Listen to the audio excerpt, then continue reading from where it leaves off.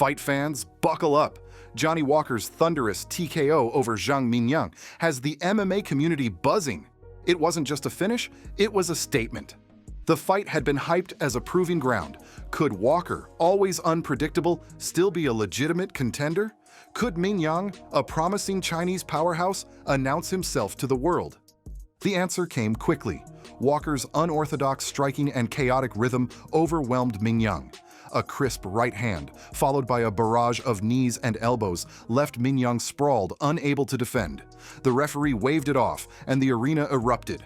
Walker's trademark grin spread across his face as he danced around the cage. Fans debated the significance. Some said this was the rebirth of Johnny Walker, a reminder of his once electric rise. Others said Mingyang was unprepared, a victim of matchmaking. Either way, the clip went viral. Millions viewed it within hours.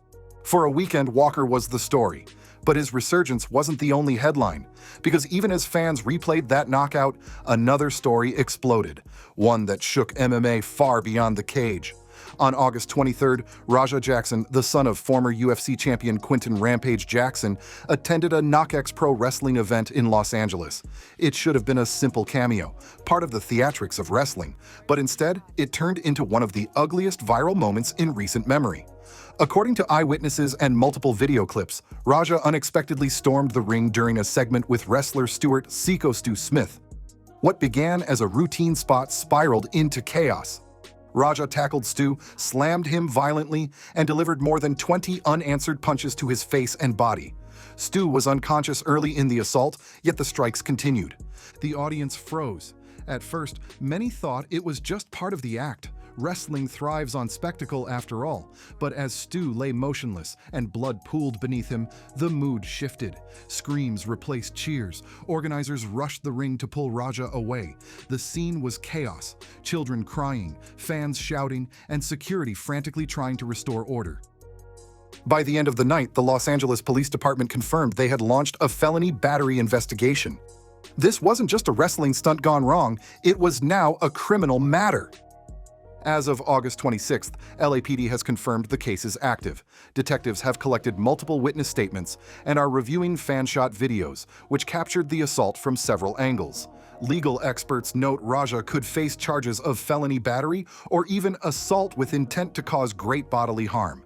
California law treats repeated strikes on an unconscious victim as aggravated assault, carrying the potential for years in prison. Prosecutors will need to establish intent, whether Raja knowingly crossed from staged combat into real violence. The LAPD has not yet announced an arrest, but insiders told the Los Angeles Times the case is moving forward quickly. Given the visibility of the incident and the severity of injuries, legal analysts expect charges could be filed within days. The Jackson family has reportedly cooperated with investigators, but the situation is grim. Raja's name, once just Rampage's son, is now attached to headlines about violence and disgrace. At the center of all this is Stuart "Syko Stu" Smith, the man who paid the price for Raja's meltdown. As of August 26th, Stu remains in critical but stable condition. Doctors confirm he is conscious, speaking, and slowly recovering, but the damage is severe. Medical reports list multiple fractures to the orbital bones, a shattered jaw, and extensive dental loss. Stu nearly suffocated during the incident, choking on blood and fragments of his own teeth.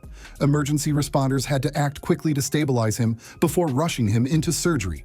His brother, Andrew Smith, shared an emotional update. "My brother is alive and stable. He's in critical care but fighting. We thank everyone for prayers. Please ignore fake fundraising links.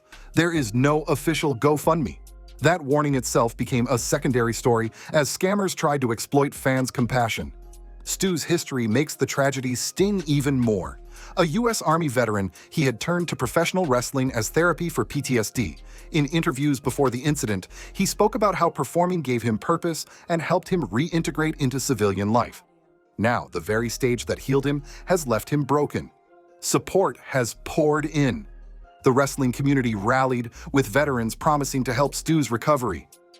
Even outside sports, YouTube star Mr. Beast offered to pay Stu's medical bills, tweeting, "Nobody deserves this. I'll help however I can."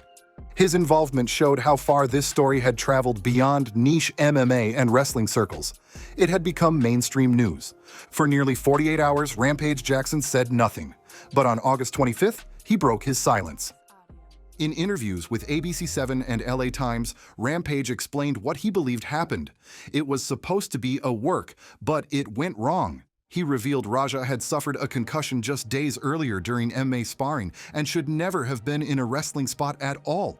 He also claimed Raja was unexpectedly hit with a beer can during the event, something not discussed beforehand. Rampage's tone was torn. He defended his son to a degree, saying, "He's a fighter, not a wrestler. He wasn't prepared for what happened." But he also accepted blame. "It was bad judgment. This shouldn't have happened. My focus now is Raja's health and Stu's recovery." His words reflected the impossible dual role he now plays: father protecting his son and public figure facing accountability. Rampage has always been outspoken, but here his voice carried regret.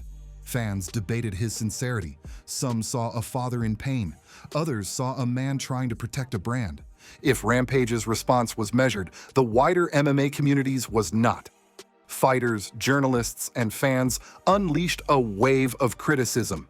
Sean Strickland, never one to hold back, declared, "Dog's gotta go to prison." His bluntness resonated with fans who felt Raja's actions were indefensible. Kevin Lee echoed the sentiment, "You can't condone this.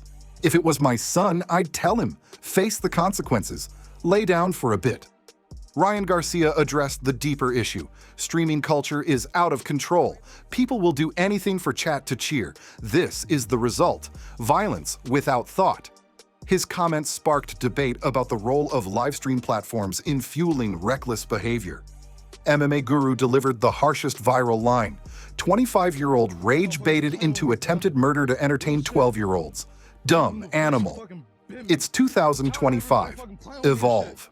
Brutal, but it captured the anger of a community embarrassed by the spectacle. Twitter and Reddit exploded with memes. Some mocked Raja, others mocked the blurred line between wrestling and real violence. But beneath the jokes, there was unease. Stu's condition was no laughing matter, and fans struggled with the dissonance of treating tragedy as entertainment. The contrast could not be sharper. Johnny Walker's knockout over Minyoung reminded fans why they love the sport: sudden, decisive violence contained within rules and respect. Raja's outburst showed the dark side: violence without boundaries, spectacle collapsing into chaos. This is the paradox of combat sports in 2025. Promotions like UFC chase ever bigger spectacles, arenas, politics, even rumors of White House fights. At the same time, fighters and personalities feel pressure to entertain beyond the cage, often through streaming platforms that reward shock over substance. Raja's case isn't just about one man losing control. It's about the culture that makes such moments inevitable. Young fighters, hungry for relevance, push boundaries until something breaks. The audience demands authenticity but cheers for extremes. Platforms amplify chaos. And when the line between performance and reality finally shatters, someone pays. This time, Syko Stu. As of August 26th, here's where things stand. Legal fallout.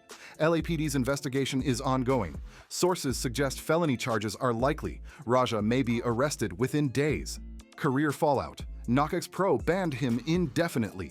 Sponsorships linked to Rampage are under review. Raja's MMA prospects are in jeopardy. Public fallout. The Jackson name, once tied to Rampage's legendary career, now carries scandal. The UFC has remained silent. Dana White, usually quick to comment, has not addressed the situation. Whether the organization distances itself or continues its silence will shape public perception. For Stu, recovery will be long and expensive. For Raja, the fight is now in courtrooms and public opinion. For Rampage, his legacy hangs in the balance. Johnny Walker's knockout was the best of MMA: power, unpredictability, spectacle contained within sport. Raja Jackson's assault was the worst: recklessness, humiliation, and real harm. Syko Stu remains in critical care, still fighting. Raja faces a different fight: against the law, against public condemnation, and against his own decisions.